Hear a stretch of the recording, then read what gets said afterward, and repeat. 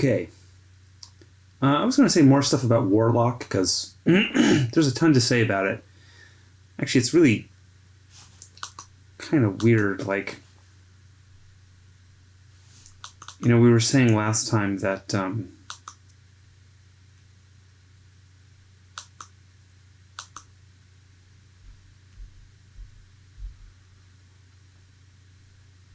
both films had the same image of the Twin Towers.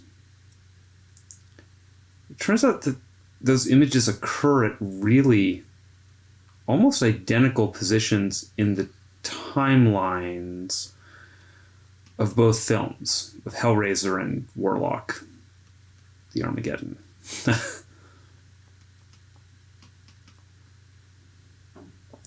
In fact, they're just offset by about a minute. They're just like a little under a minute, I think. That's about the same window of time that Back to the Future and Interstate 60 were aligned within. I had to sort of barely nudge them to get the scenes to line up.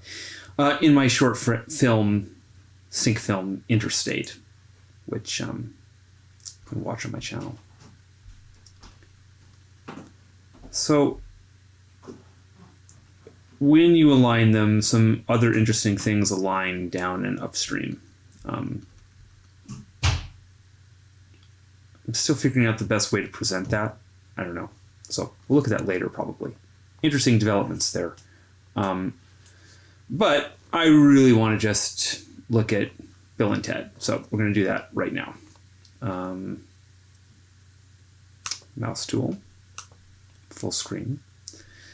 Now, this is an artifact that I'm not very familiar with, actually, in a sync context. I watched this movie a lot when I was a kid. I was particularly obsessed with the sequel to this movie as a kid. For some reason, I don't know why, but I just always gravitated towards the sequels. I preferred Ghostbusters 2 over the original. I preferred the second Ninja Turtles movie. Man, I bet those are weird movies. I should probably observe those at some point. But I have watched this several times through sync goggles. And there's some really pretty amazing stuff, I think. The first sort of overall thing to say about this film, and maybe we'll talk about it just while we watch the intro in slow motion.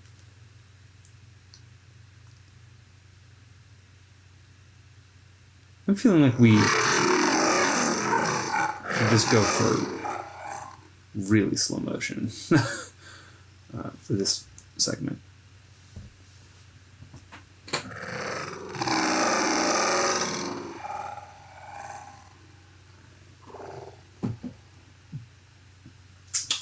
Is that this film is very similar to Back to the Future. Structurally, thematically, well, the imagery is kind of the same.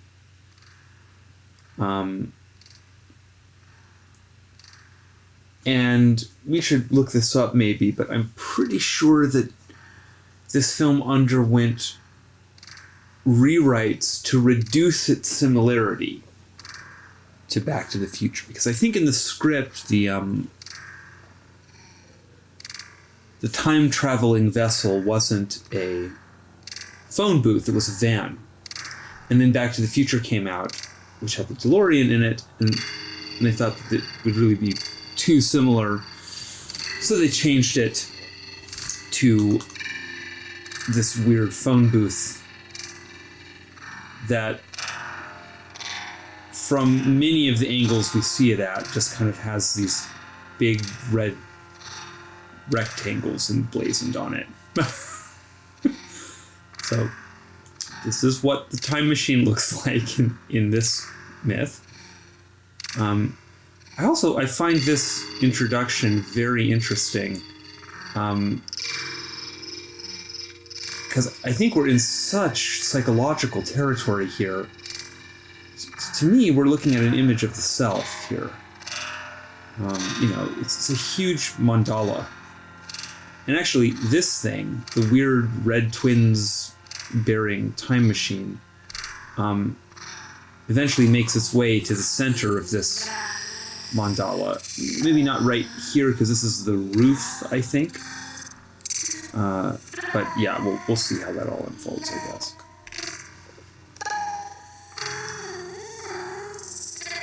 Oh man, this movie is so cool and interesting. I wanted to just do a really quick look at this to look at more image match stuff.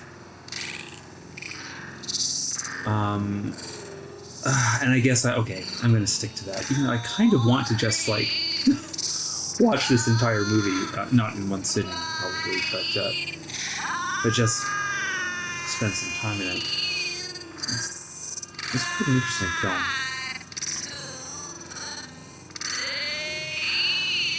Well, so some other interesting sync connections here. I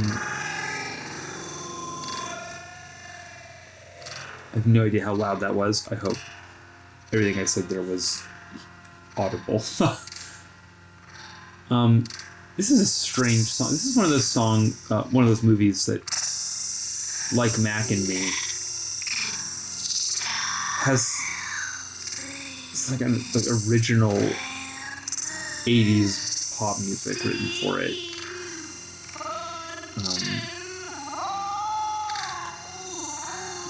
This weirdness is going on right away in this film. So yeah, sync connections. Alex Winter writes and directs and stars in this movie called Freaked, that is one of the weirdest artifacts in the entire constellation, in my opinion. And also a very kind of dark and haunting film in certain ways, very touching film in other ways. And I think a very ghostly film, because there are just image match things happening in this artifact in particular that really keep me up at night. So Alex Winter intersects then in this artifact as well. This artifact has a placement of a King Kong poster that's very significant that we'll take a look at. So this connects to Kong 1976, wherein Kong scales the Twin Towers, and this whole thing happened. And the director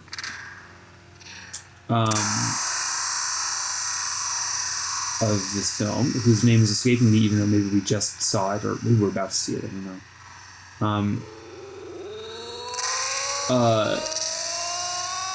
Was it right before or right after? I don't remember.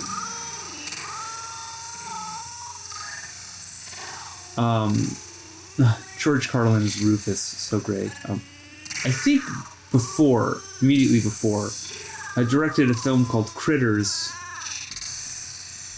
which we are definitely going to look at because it is full of image matches. I mean, really some impressive stuff. I'm still figuring out just how impressive. I'm kind of in the middle of analyzing it. So actually where I want to end up after this kind of quick big tour we're doing through a lot of artifacts is I just want to do a sort of a slow crawl through Critters and really start to pick those artifacts apart, because there's actually 4 of them, and actually it's so weird because I just started analyzing those artifacts like a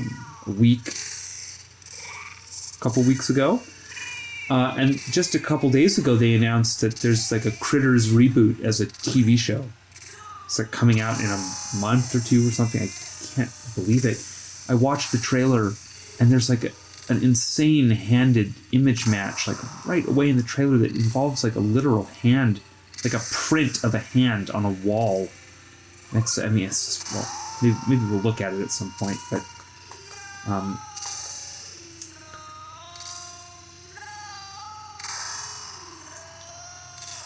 but so anyway, the director of Bill and Ted directed the first Critters, not the subsequent films. So it's really strange to me how these contents follow certain directors around.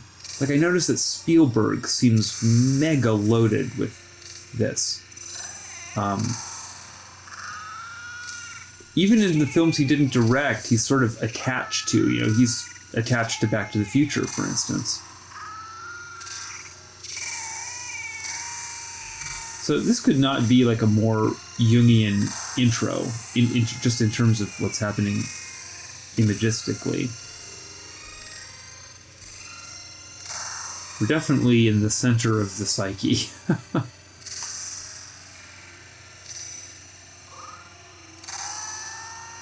Okay, well, since we're not doing an actual full analysis of this artifact, I guess it's time to,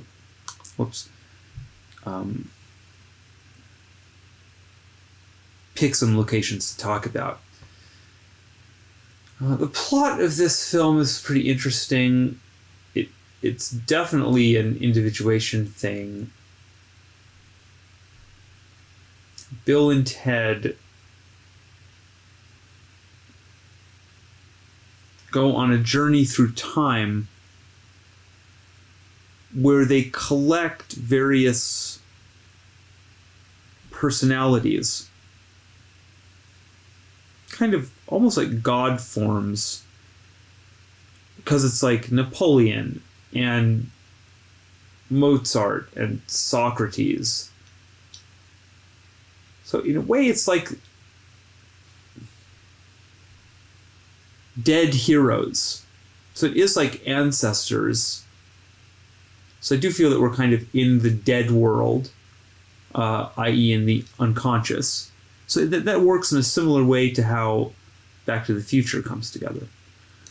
But in this one, there's an interesting twist, which is that the point of this adventure is to write a report, so it's all about creating information, which actually then they deliver as a performance, in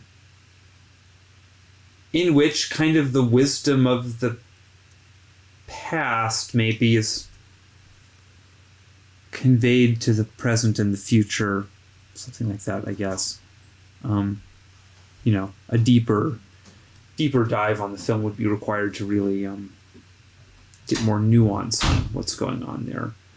But it is, in general, I think, related to integrating the personality and how that relates to creative expression in a kind of shamanistic context, I would say.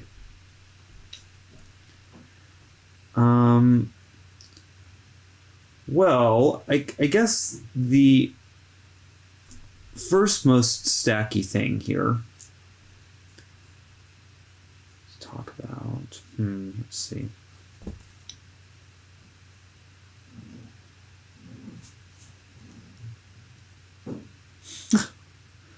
Socrates.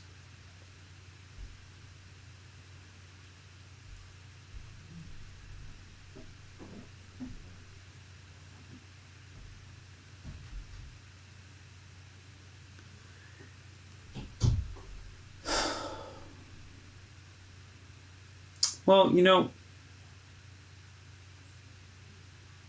my energy is a little low today, actually. I'm feeling like approaching this much less like a kind of let me show you things kind of approach, and much more like a kind of let's just watch it and see what we can see here.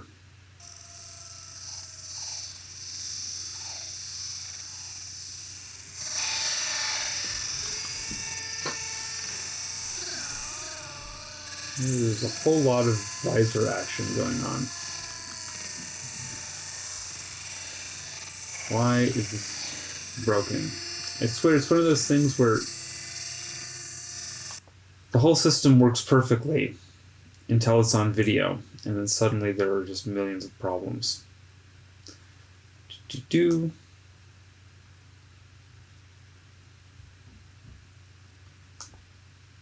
I did make some adjustments to this that I think are going to make for a smoother ride.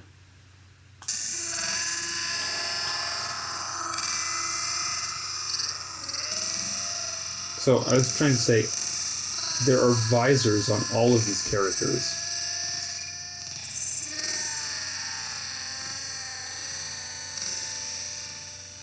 So, you know, there's the communication side. It's a really clear, visible red twins thing.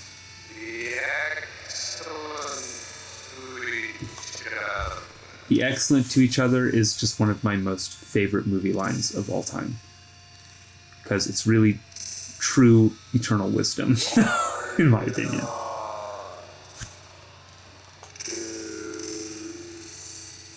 So I find all of these characters to be North Towers, you know? We're sort of in the world of the, I don't know, it's a lot of North Tower imagery here, because the phone booth itself kind of resonates the North Tower, because it has this thing up there that they have to repair with an aluminum can. Like, they kind of make a big deal about it, you know?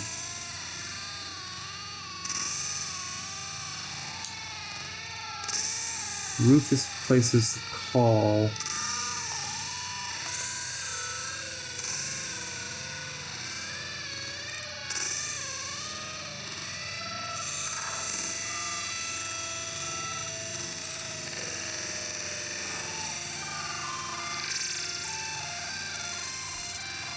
This thing.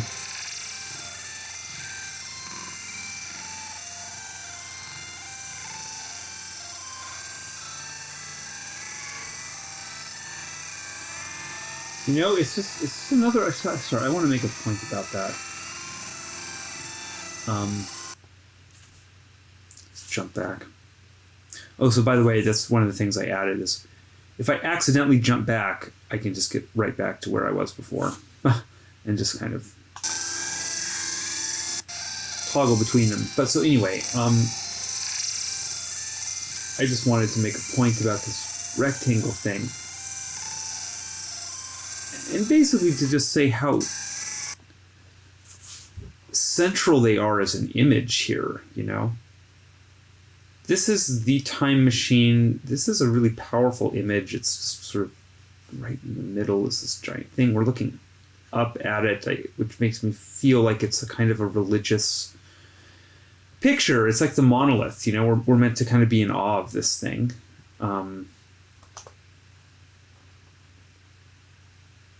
And wow, this is just a major element of it. It's like, you know, it's a completely weird synchronistic thing, because this is just how phone booths are. And as soon as you make this thing a phone booth, it becomes about these big rectangles visually. What's so funny to me about that, though, so we were just saying, like, the reason it's a phone booth is because they were trying to reduce an apparent similarity between Back to the Future and Bill and Ted.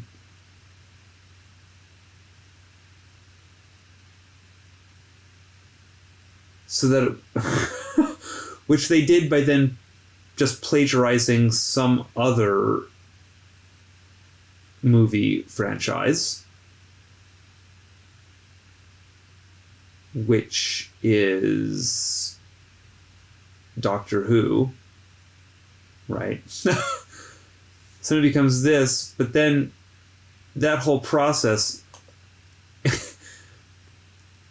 enables this piece of a giant synchronistic puzzle to then manifest in Bill and Ted. So despite the attempt to actually, not despite, but like it's almost like it tricked the mortals with some reverse psychology scheme or something into putting these rectangles here. I don't know. I find it very strange.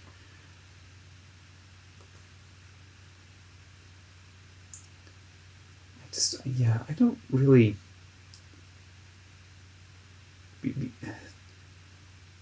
I have the feeling of an extra level of depth in Bill and Ted that I haven't seen yet, you know? So we're just going to have to kind of try to be receptive here as we step through this, I guess. I don't know what this is I'm drawing over here. Pile of shit. Something. Let's advance.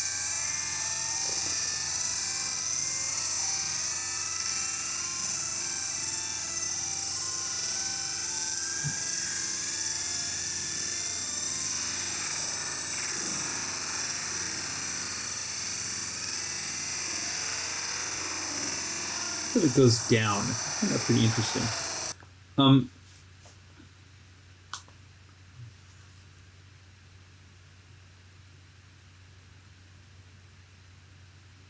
Although two of these figures are male, I feel that this is a triple goddess image. Maybe that's an incorrect bias I have. Pretty much any time I see three figures like this, especially if they're like levitating or something like this, I think of the triple goddess or Hecate. Particularly when we see visually things like this clustering around them, because this interesting thing is the twin torches are something associated with Hecate. You know, we talk about this a lot in the archive. She bears the torches, so hounds are also associated with her. And she's associated, I think, with the notion of precognition, actually, and she sends visions and things like this, so pretty interesting.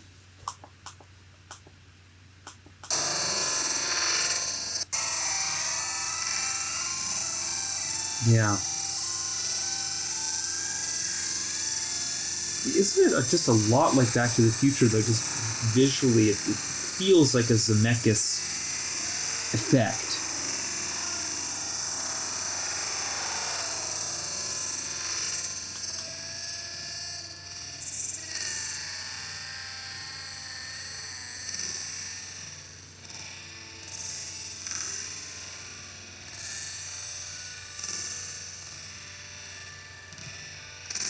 I love this. You know, to me, this is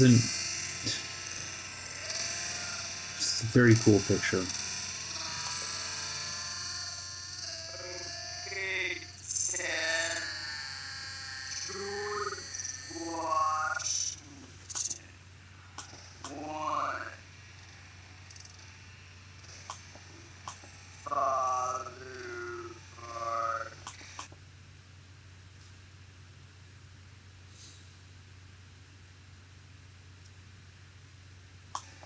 Funny details in here, you know. Just things that are catching my eye, you know. Twin dolphins. Just a whole lot of sunglasses and eyes.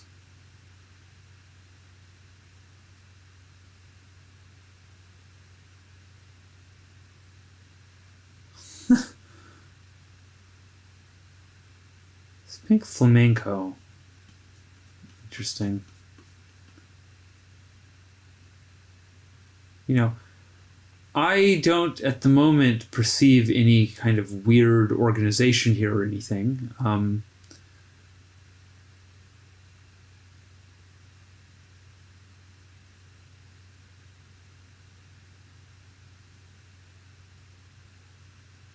Yeah, not really. I mean, just there's just barely a sense of skin tones and this pink flamingo and stuff over on this side, and kind of metal over here, but just not really, you know. It mean, this is a pretty normal picture. It's just a lot of interesting stuff there, though. Here, I think we have strange things happening, though, you know. Here's a weird pufferfish. Just sort of suspended in visual space here, colliding with grid-textured rectangles.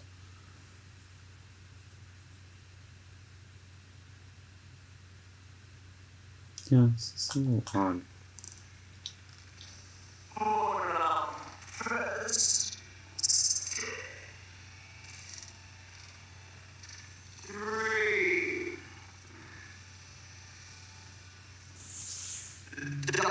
So many strange things.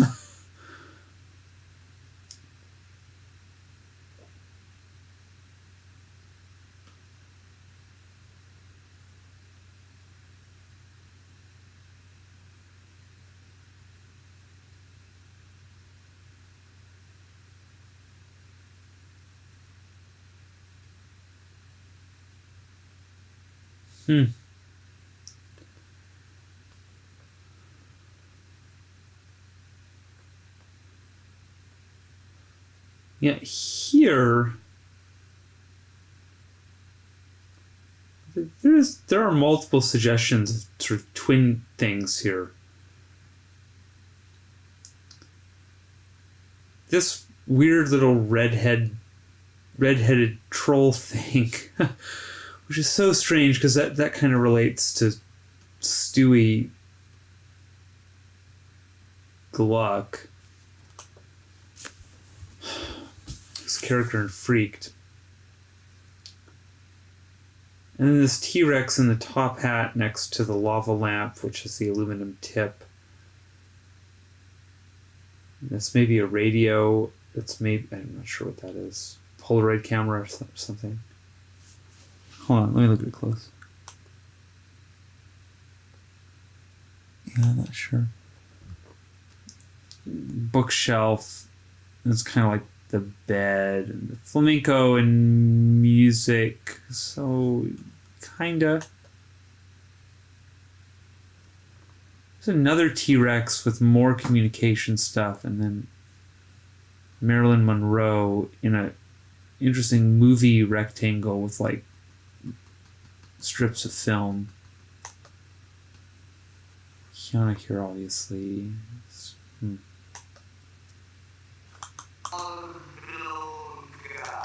That is this is a little bit interesting to me here, but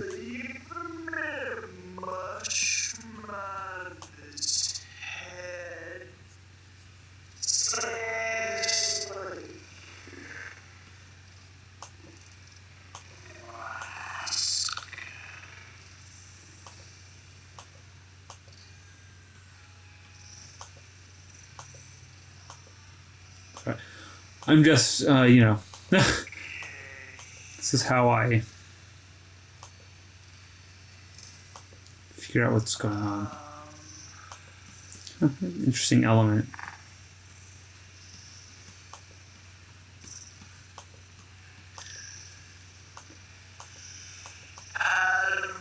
Two reddish, pinkish red dice.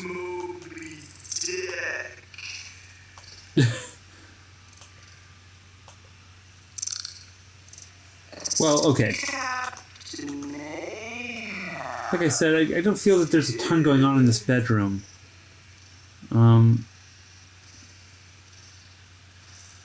That's interesting to me always, when exit signs align with heads like that. Red chair. It's like it's kind of, I don't know, there's like a car down here. It's like it's kind of trying to come together, but it...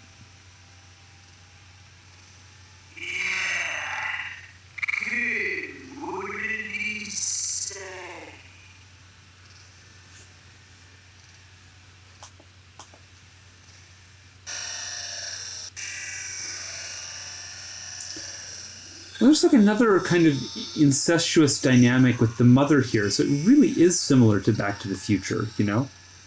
They insist that that's not, that stuff wasn't intentional. And you know,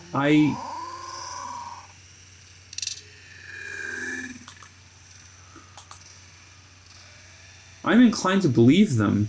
How's it going, guys? So that's all more Hecate stuff. That was like Hecate's wheel, and we saw the two hounds back there. So I definitely feel that the goddess is presiding over this area.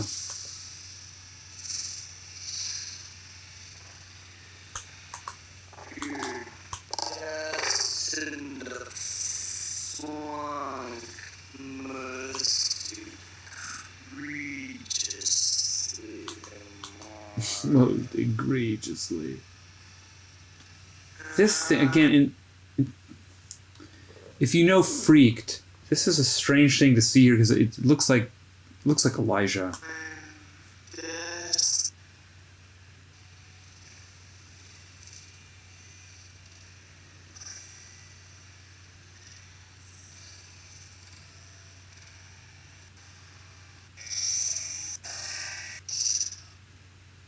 Okay. This is really...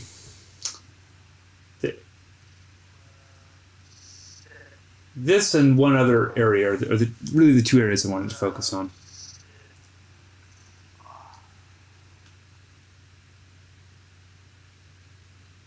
But I'm hungry. So I'm going to go make a snack. And then we'll do at least one of these scenes, I think.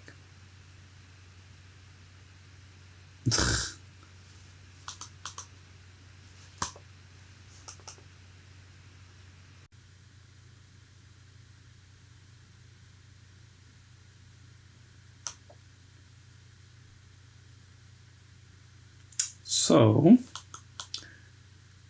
here we are at the Circle K.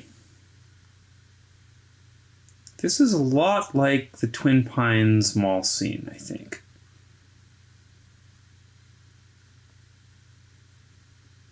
They overlap slightly. I think that's important.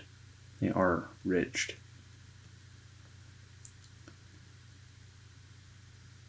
I mean, just in the sense of on a sort of a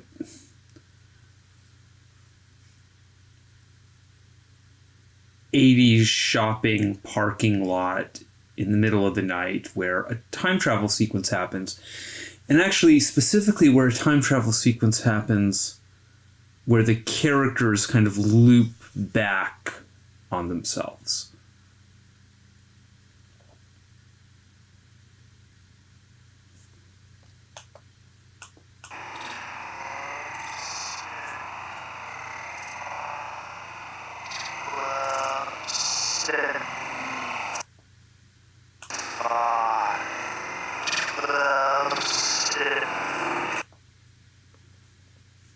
So 1275, I don't know what the significance of that might be.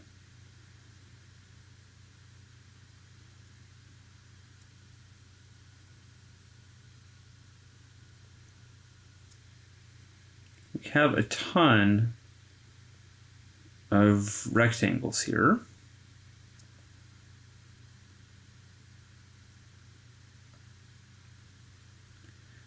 And here, I think some very strange things are happening. And also, I have to say that this whole area, I'm not sure exactly why, it just really reminds me of sections of Inner Space, the Joe Dante film that, you know, someday in some way we're going to take a look at. Maybe we'll even jump to it tonight. I'm not sure. I don't really want to be doing this too late tonight. Well,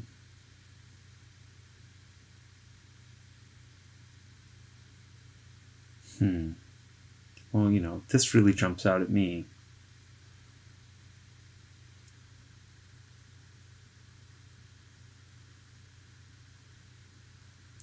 You know, I thought better of putting that there. I don't know if that's important yet. I'm going to put it here. Since Keanu is the the one saying it. He's kind of bridging these two.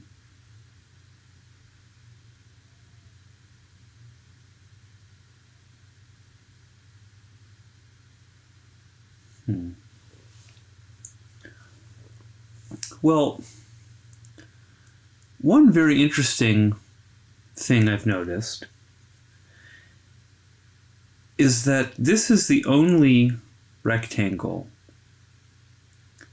that contains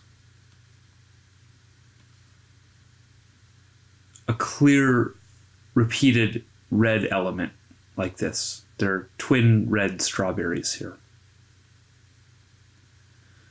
So I find that peculiar that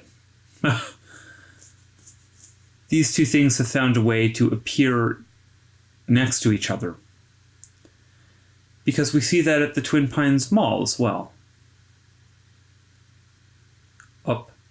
Now I've done a mistake that previously we couldn't recover from. But now I can just go in here, jump forward, and now we're more or less in the same space. I wonder why it doesn't work quite perfectly.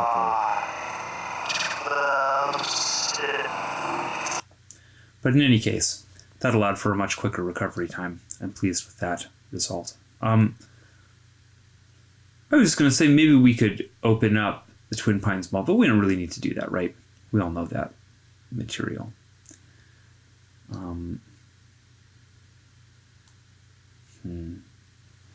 Well, so there we had 116, because it was 1:16 a.m. The Twin Pines, and then the twin red foxes manifested there as well. And then we had a bunch of handed matches that occurred. We didn't look at all of that in depth there at all. We just whizzed right past it here. But I look at this stuff in closer detail in the archive, minus the handed match thing, because I just wasn't aware of that at that point.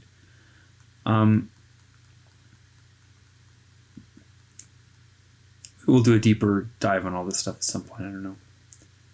But so, it happens here, too. Shit, that happened again.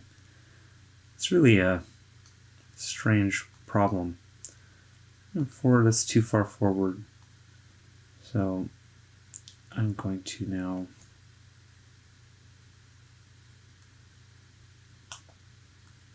jump back. And we'll just let it play again.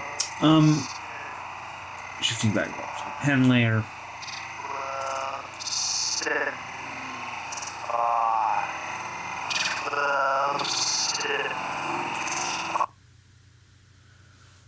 So,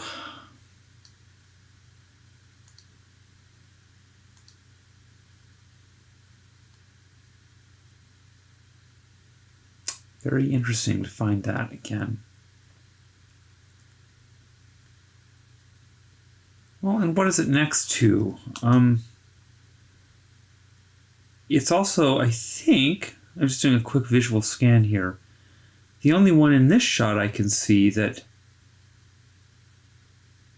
has flowers.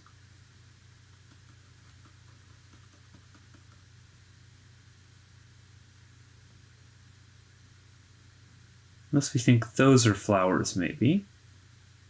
Let's see.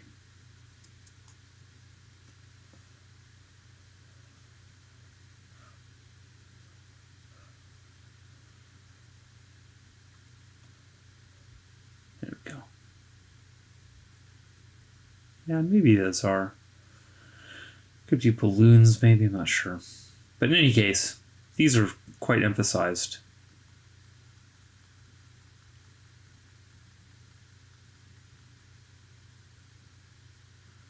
Yeah, maybe we can lose this stuff here. Keep that circled though.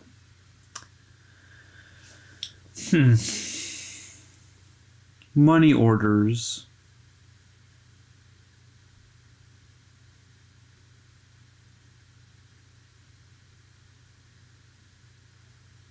The sign of his birth.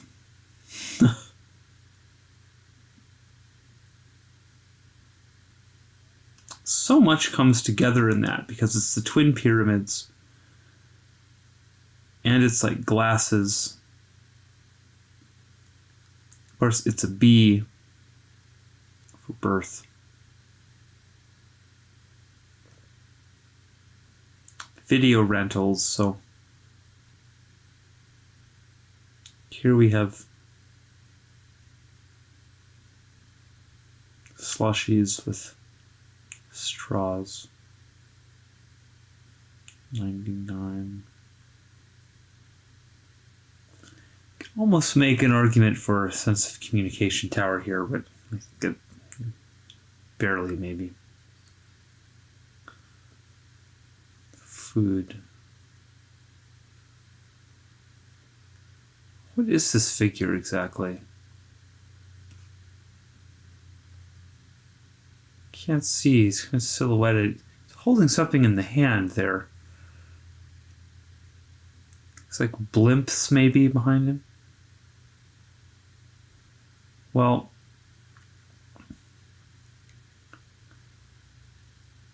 you know, it's a guitar thing. Very phallic. 69. It's yin yang, but it's also, you know, sexual. Hamburger.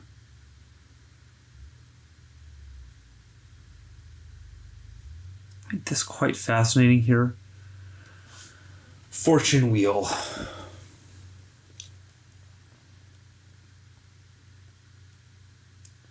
Because the image itself kind of thematizes chance as an idea there.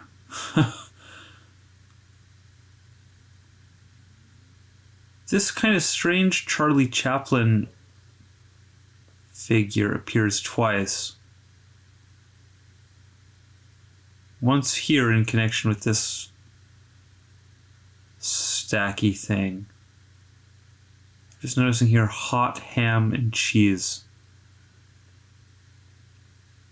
Read that together with this. So I think this is quite South Towery.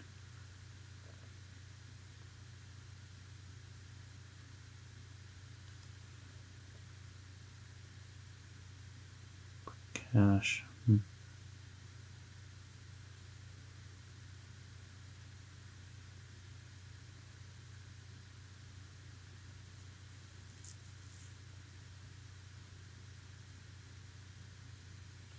Funny thing though is I think we get dialogue that calls our attention to this, don't we? Well, here, let's let it play out.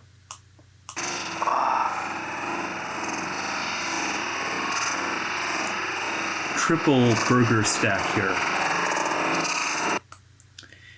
He really does kind of sit down. Aha, okay, now here is kind of something interesting because we have news here.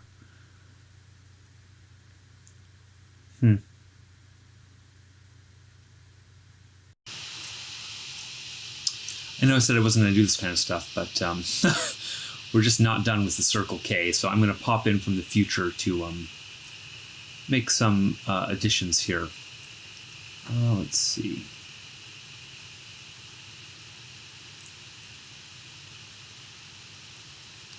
So, you know, as usual, I just missed really amazing and maybe kind of obvious stuff. I don't know.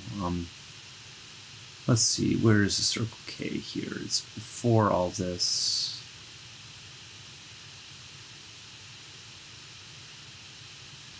Here.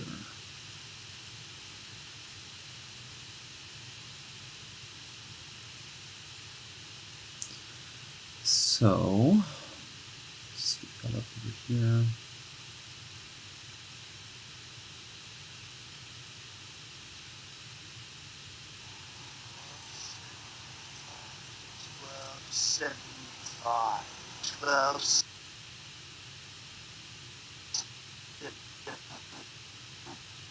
So, I think that my problem the last time I was watching this was that I was too fixated on these rectangles as being themselves tower resonating structures. I was thinking, oh, okay, this is the South Tower, and it's being blown up here. pen size is just a little bit too large here. There we go. Much better. But actually, you know, this here is just a match. Because the weird Charlie Chaplin character is this funny guy in a hat with a mustache, sort of. So I think that's like the North Tower. And that's what we said about it. It's like a weird hatted sort of shadowy figure with maybe a beard or a big mouth or funny glasses, kind of neighborhood watchy looking person. Well, there it is. So, and then there's the rose. And so that is an image match that also falls on the correct side of this whole image that also has a perfect red twin signature that also has 119. Also, I mean, I guess I have seen that price in the real world, but $1.19. You know, okay, I guess. How about $1.99? Doesn't that make more sense? For hot ham and cheese, so it implies more pizza tones here. This is really a strong match. Yeah, signed. Sealed, delivered. I'll make some terrible Stevie Wonder joke. What is this anyway? Quick flicks. Are they movies? Aha. Oh, that's why it's Charlie Chaplin. These are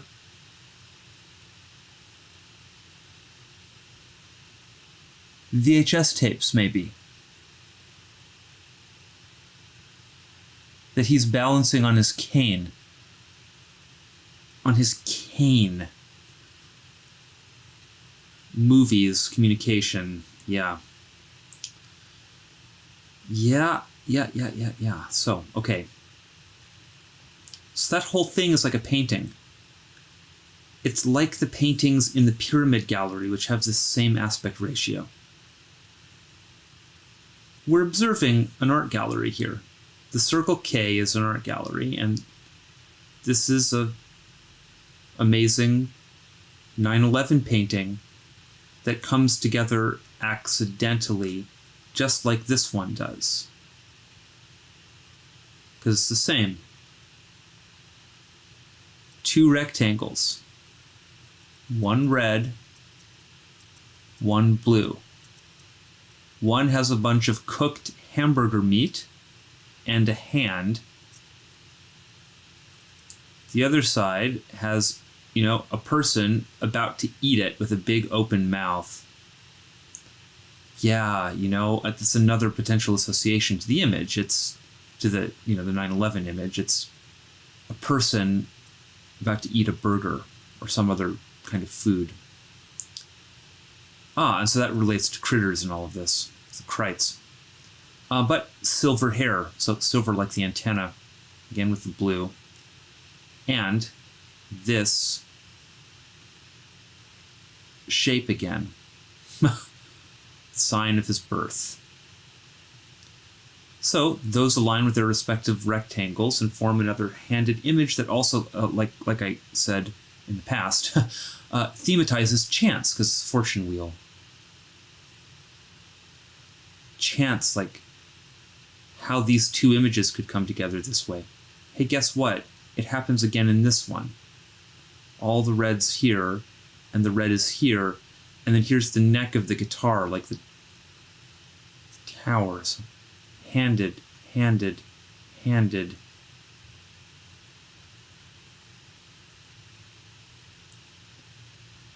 then the stuff that's about to happen over here, which I've already talked about, so, but is ahead of us in the video timeline here.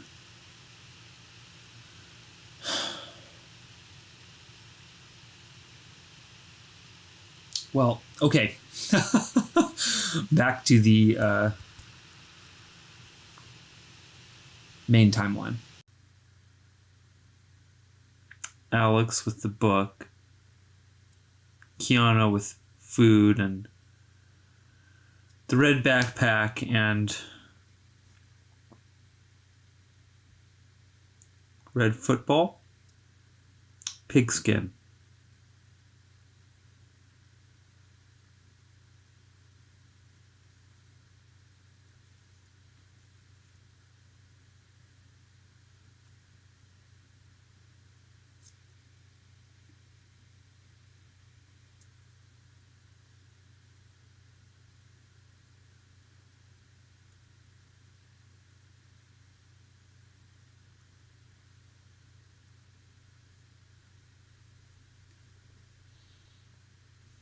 Two red Ks, and it's an 1111. Actually, because the gematria value of K is 11. It's an interesting one because in the reverse ordinal, the value of K is 16, I think. Or is it just 6? I don't know, but there's a way in which it kind of encodes like that, I think.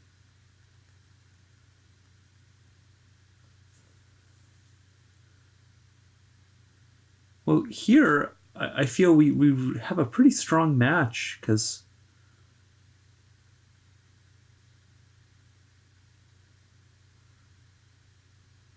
and then this looks like newspapers. So that's the communication tower.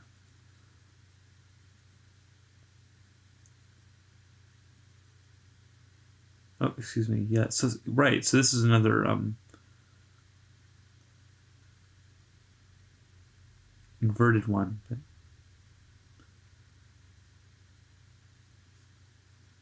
the fact that they've picked out with the K's is so fascinating because of how that hooks into King Kong. I wonder if we're going to get to that today. I have a feeling we might not, but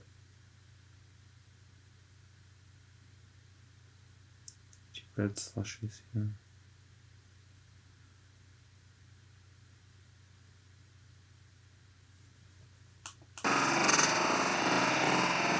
Okay.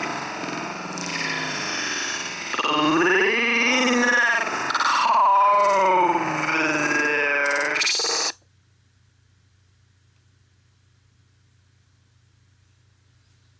Winston's cigarettes, you know. The whole thing is on fire, and there's a car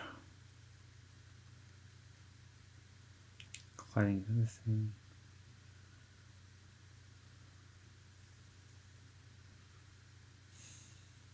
Video.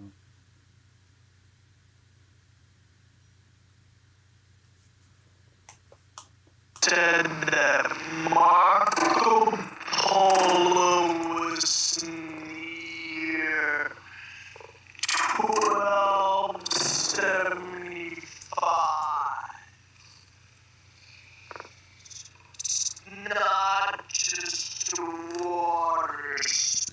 So I think this lady has red hair.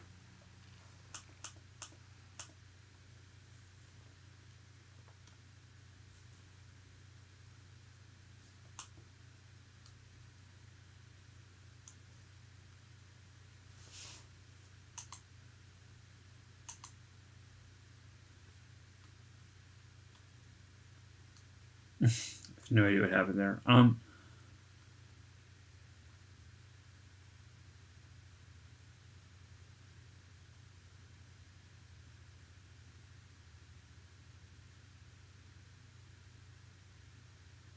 Yeah, that looks pretty much like red hair to me. So, you know, how amazing that a redhead just appears here.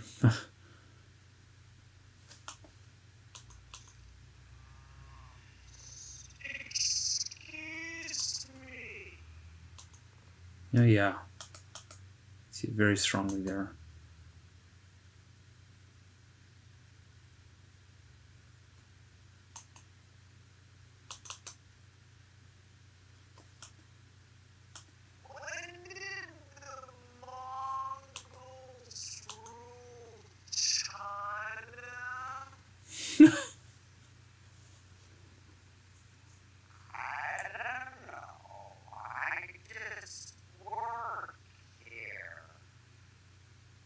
The involvement of redheads is so amazing how consistently that happens. Gosh, this all just blows my mind every single time. Does she actually go through that door? God, she really does, doesn't she? See? Magnets. It's like magnetic attraction.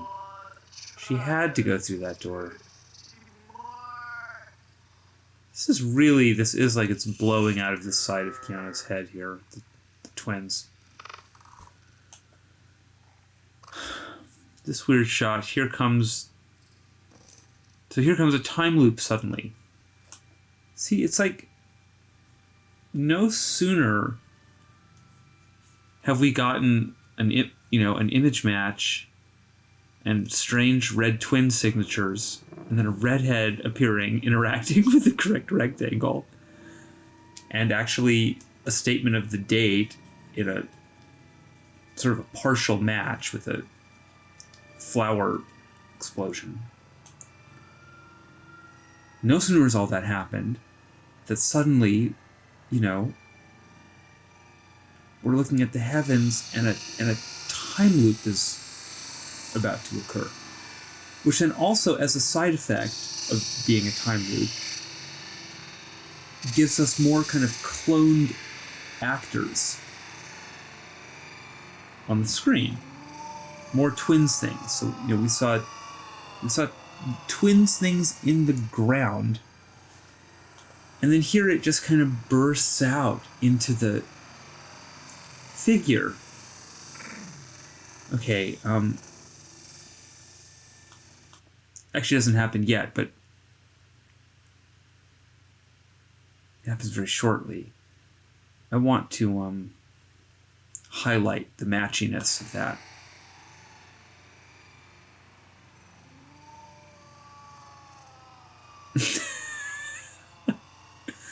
Whoa.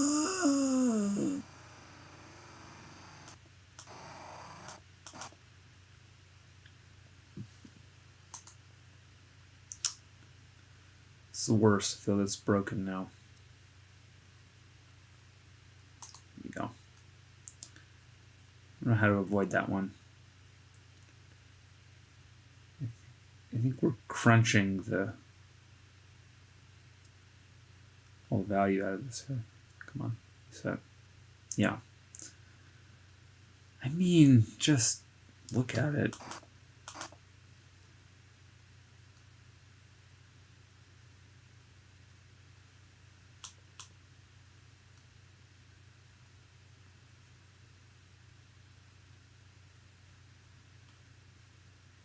What a strange... I just think it's so weird. God, it's beautiful though, isn't it? I mean, it's a heavenly image of the twins.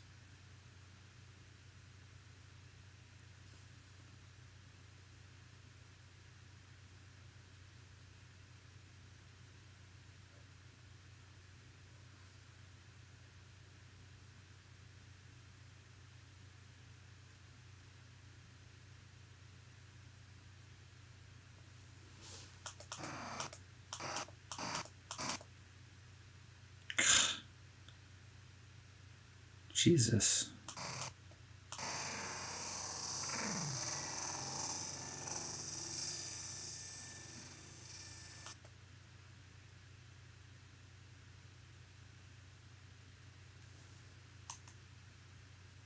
Why? Why is that happening? Oh, because I'm already... That's funny. Yeah, gosh, that totally breaks it. I have to remember never to press that combination of buttons, I think.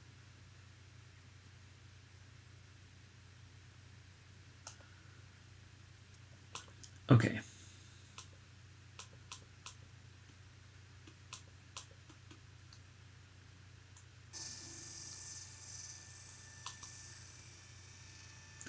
Let's do that.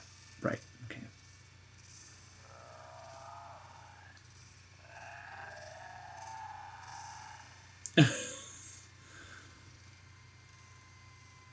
I want to just slightly speed this up here.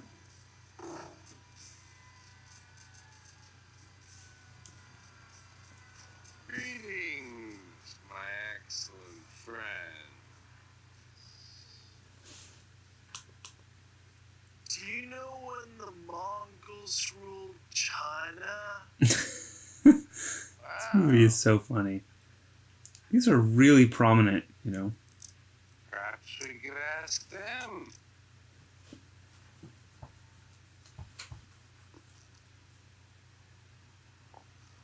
Bill S. Pratt.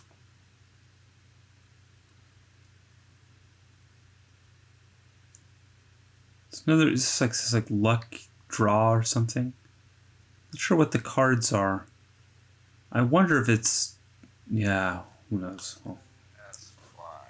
what do we see here? Can we pull?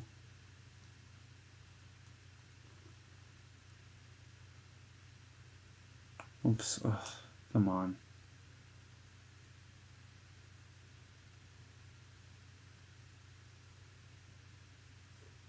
Yeah, I don't know.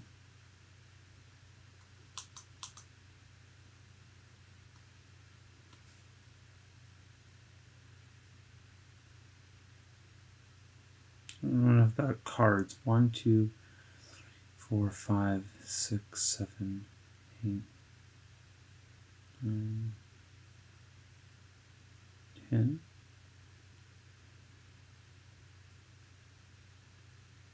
Of hearts. An ace.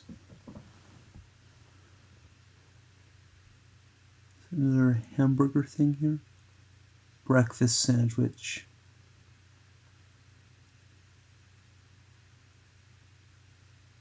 Ted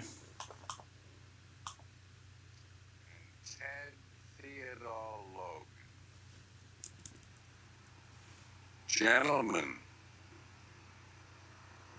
I'm here to help you with your history report. What? How?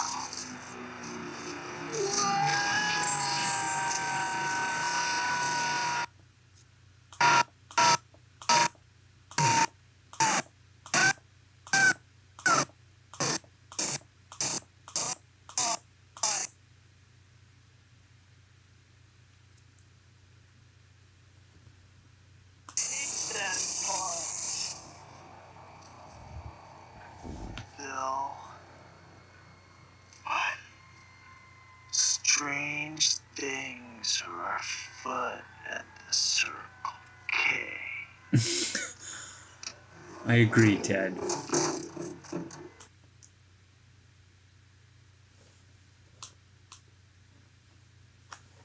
Funny.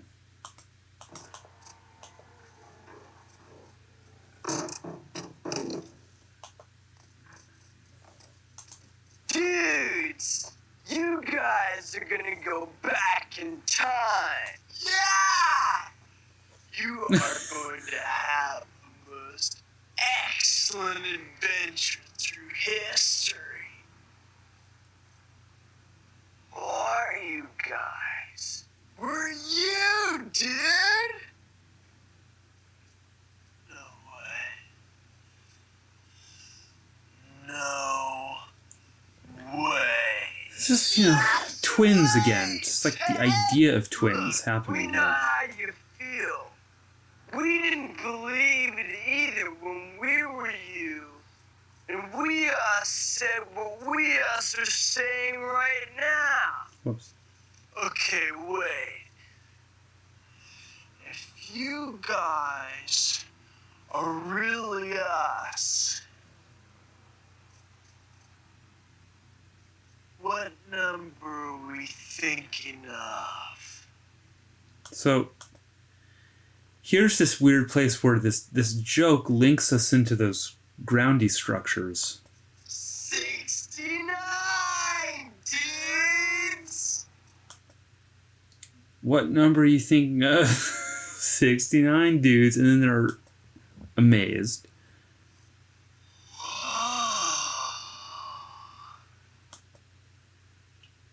The weird thing is that maybe this film has seeded that number into your mind as well.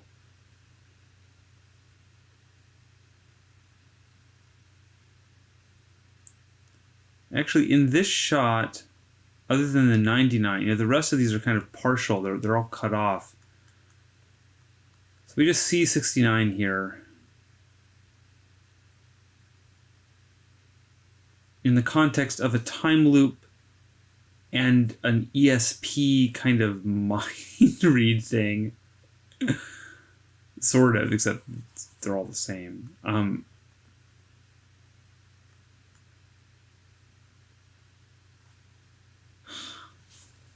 Weird. You see, I just perceive stuff like that as being very odd because I wonder if that's intentional or not. It's like, if this is the figure, well, I'm just going to use my terms because I enjoy them.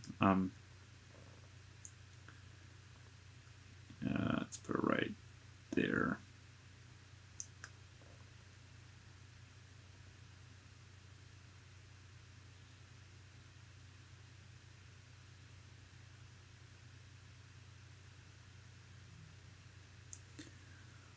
When things happen in the meso, like dialogue that mentions the number 69, and at that same location, or that same point in the timeline, we have content in the microsymbolic plane that also contains that same pattern multiple times. That's like the meso has opened up a little door with a tunnel that links you down into the microsymbolic plane. Like a bridge is established there. So to me, that's a structurally significant feature in what the film is doing here. So either you think that was done intentionally, or you think it was accidental, or if you're like me, you think that it was kind of neither and both of those things. I feel like I've drawn a strange boat here or something. Well,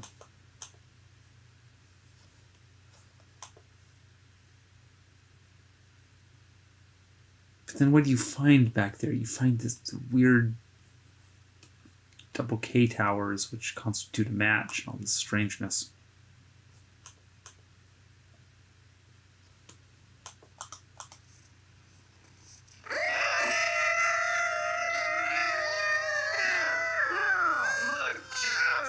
We gotta go. Yeah, we gotta get back to the report. Real fast! So here, just because the way the shot comes together, there's definitely a feeling of a silver metallic tower with an antenna section, which is lined with Bill, who's kind of the bluer one. And then here we see the red more prominently. We have the red here. Then again, we see the phone here, and Rufus, who wears the weird glasses, is over here. So it's not working exactly with the way that it, with the degree of perfection that it works in the second tableau I want to look at from Bill and Ted, where we get a really mega holographic image of the sort that we saw in Hellraiser, except like that meso to micro portal. The holographic tableau we're going to look at contains an element that references another film, King Kong 76, which, first of all, the poster, we'll look at this all, but when we get there, but the poster is an image match. And then it points you in the direction of a film that's just part of the Red Twins constellation that itself has a big cache of matches. And also very weird things involving the Twin Towers. Directly, again. So, quite amazing. But I want to look at these more ambiguous scenes as well. I'm trying to kind of get away from this feeling of pressure I have for some reason, that I have to kind of constantly blow minds and like show the highest like octane sinks imaginable and whatever. Like, I'm also interested in just the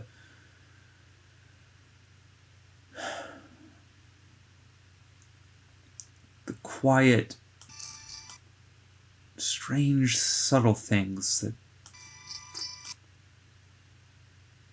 lately I've been having this feeling that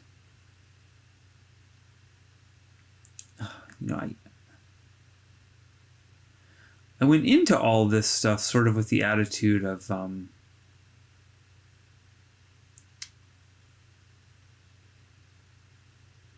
there's a lot of stuff that's just insignificant, and then there are these zones where this very specific amazing thing is happening. But now I think maybe that's just my sort of ignorance and hubris, really. Maybe every single pixel of every single frame is absolutely perfect and works together in a glorious way that we're just not high awareness enough yet to perceive. In fact, maybe the whole world is that way. The whole of reality maybe is that way. Maybe. I don't know. These are metaphysical speculations. In a sense, they're a dime a dozen. But I like to speculate. Well, okay. Listen to this dude, Rufus. He knows what he's talking about. Right. Oh, and Ted? Give my love to the princesses. But yeah, I've just been on this wavelength of kind of...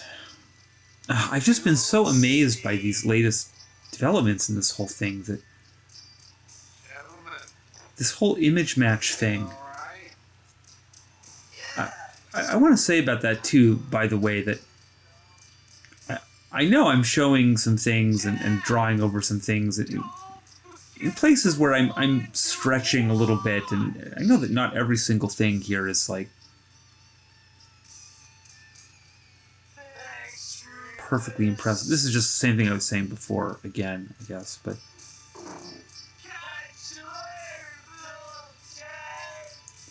there's a core series of things here that work so incredibly. Like, it's just...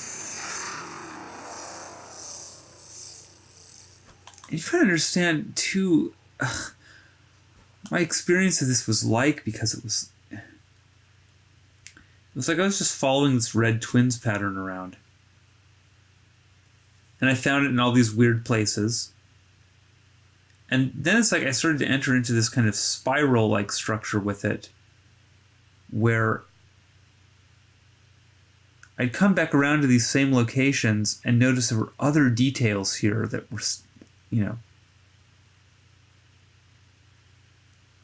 that were constellating in impressive ways. And I come back again and see a little bit more structure. And then finally, it was like, especially like that Back to the Future 9/11 feast image. That was just like, to loop back around to that one, which I was always very fond of that one, because it has like the red candles right next to the clock tower, which, by the way, is also kind of, the clock tower is like a spiral thing, and then the red candles are like 2 1s. It's, spirals and columns again.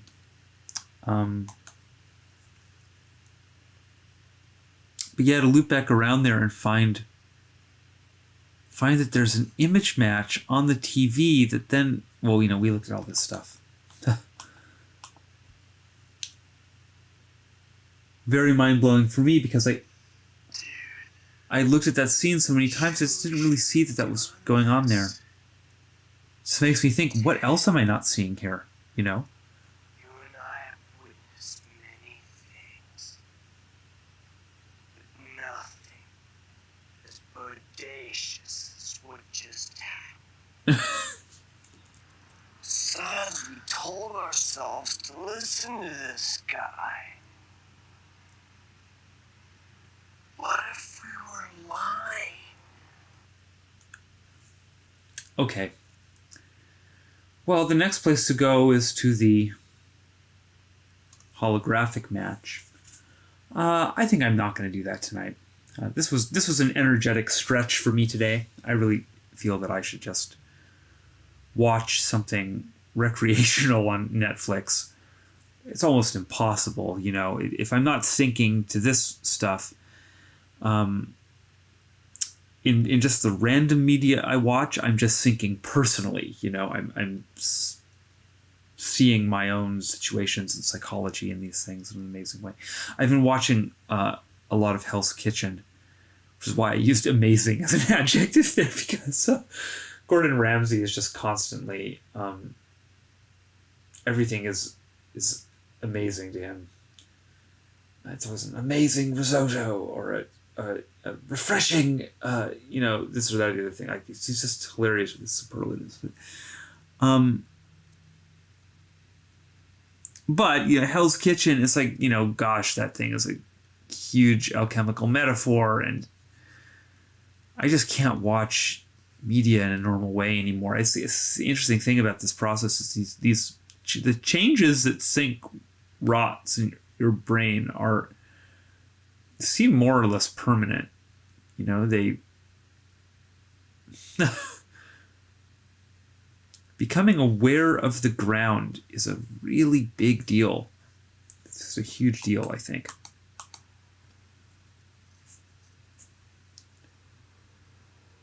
Why would we lie to ourselves?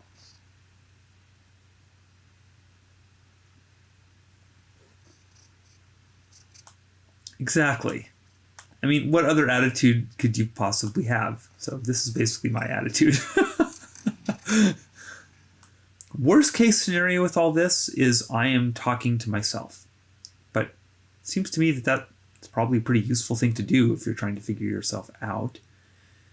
And why would you lie to yourself in the end? You might play lots of funny games with yourself and you don't know how that's all designed to work and what's going on, but in the end, I have faith that I'm trying to help myself, at least. But as I've said many times, the whole thing with synchronicity is it binds the personal and the collective together in very strange ways.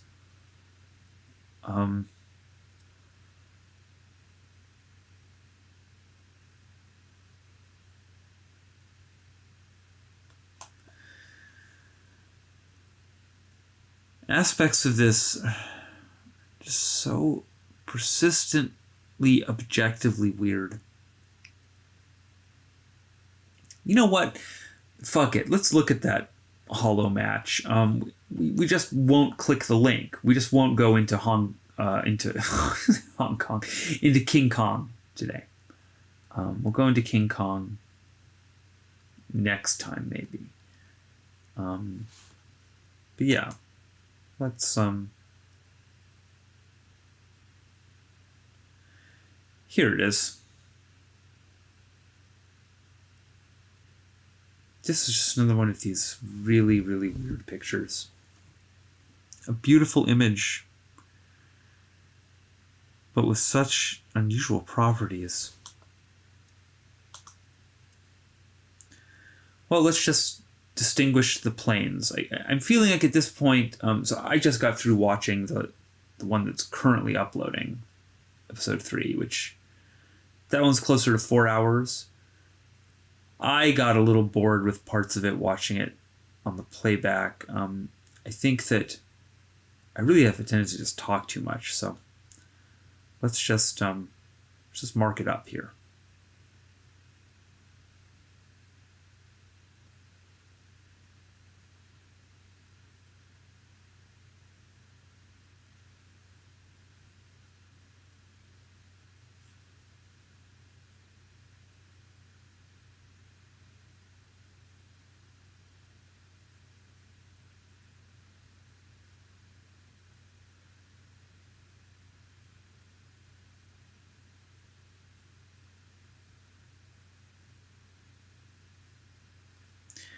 Let's make it nice.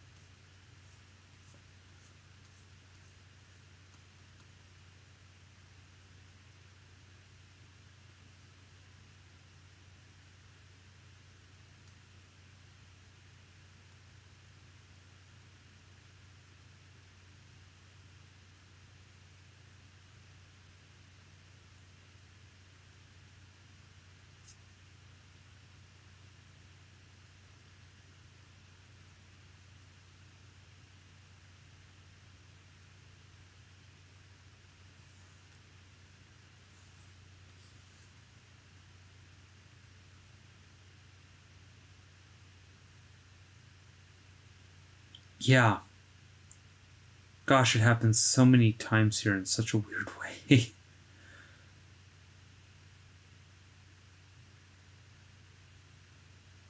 Wow. Hard to keep this one all together in your head, actually. Let's try to number the planes, maybe.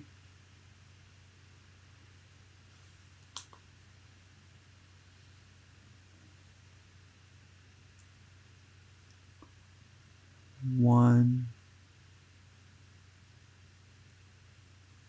two, three. I guess I should have kind of...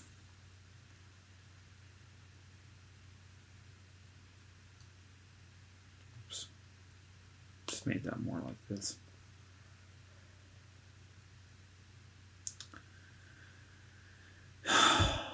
There's like a fourth one in there, and there's a fifth one. 6, 7.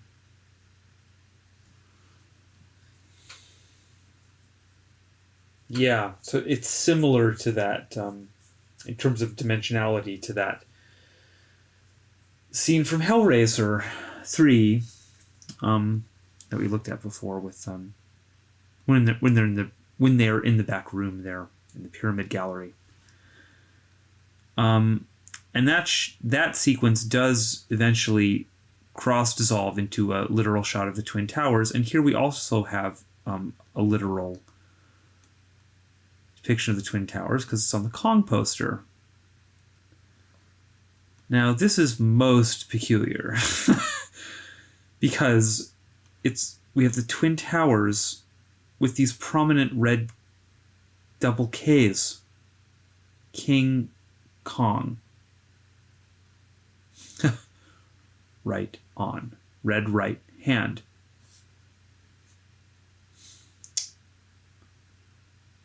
So strange. See how incredible that is, because it's another aspect of this where it just works like a perfect puzzle. And again, I feel that it somehow... This is actually maybe useful enough, and we spent enough time here that I'm going to save it for myself for later.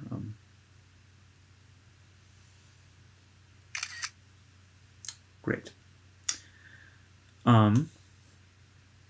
But because it points you... It points you in the direction of the Circle K and the double Ks on the door where this impossible whoops.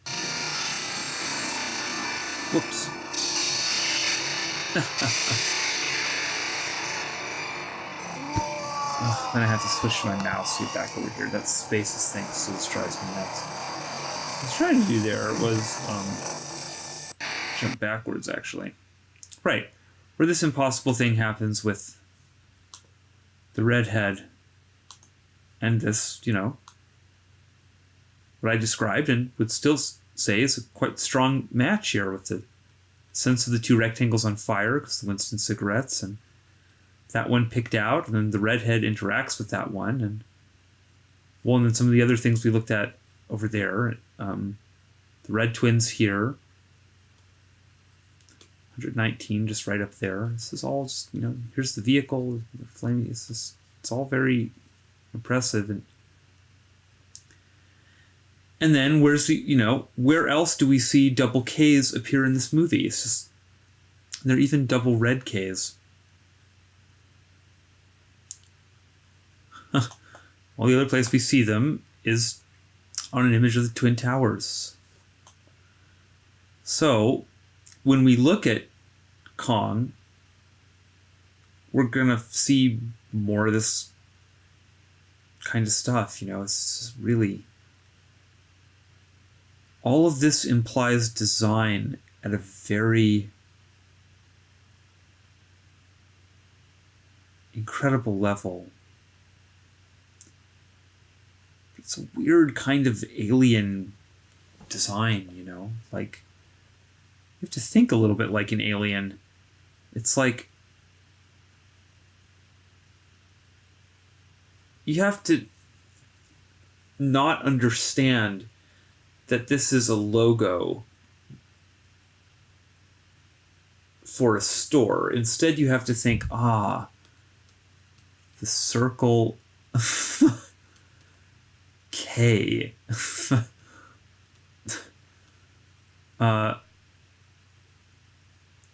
This is a symbol of something in this big piece of art, And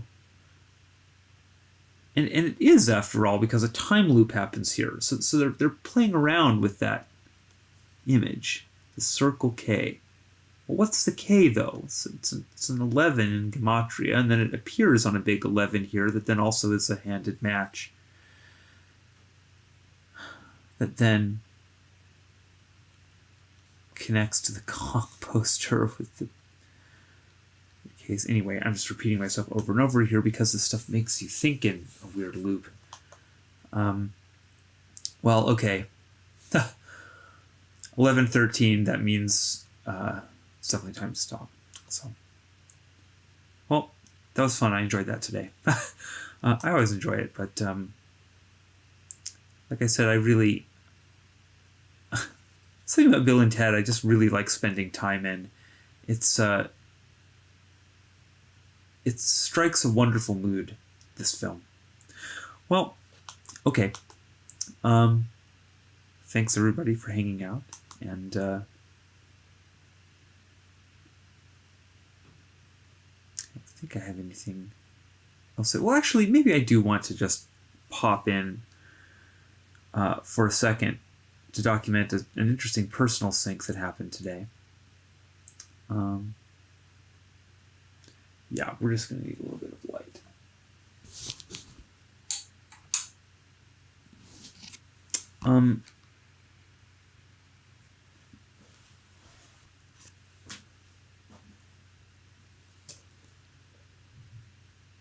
Yesterday, or was it today?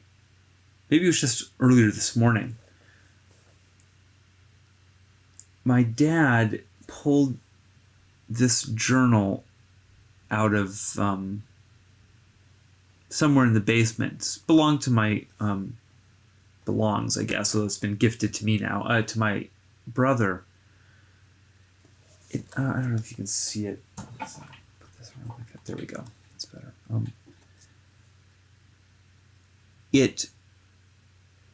It's kind of an image of a wizard. First of all, it's really nice. It's like made out of metal. Image of a wizard in front of the tower down here. And this very, it's very prominently handed. Anyway, I opened it up and saw blank page. Just kind of flipped through it. And saw it's all blank pages. So great. I'll fill this with automatic drawings. Today, I was Skyping with my family and wanted to show this off basically. It was and also ask Chase what the deal was with it. So he was using it as a fishing journal, but it never really got started. And so I went and grabbed it on while we were Skyping, opened it up, and it turns out if you open it past that first page, there is a single entry. But look at the date. So September 11th, a trout that was 11 inches long, size 16.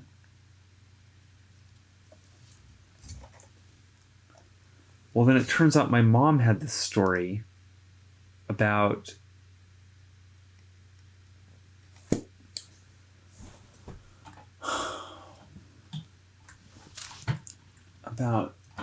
sorry, this light's so bright. Now you can't see me at all. I'm going to enlarge this window. Put a little bit more light on. Actually, the best way to do this is probably to open up a big... There we go. It's much more reasonable. I'm not completely blinded by this giant lamp.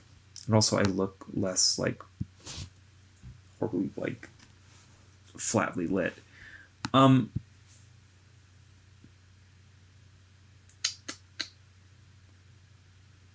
my mom had this story. Someone she was talking to had this 9/11 story that involved a fishing lodge.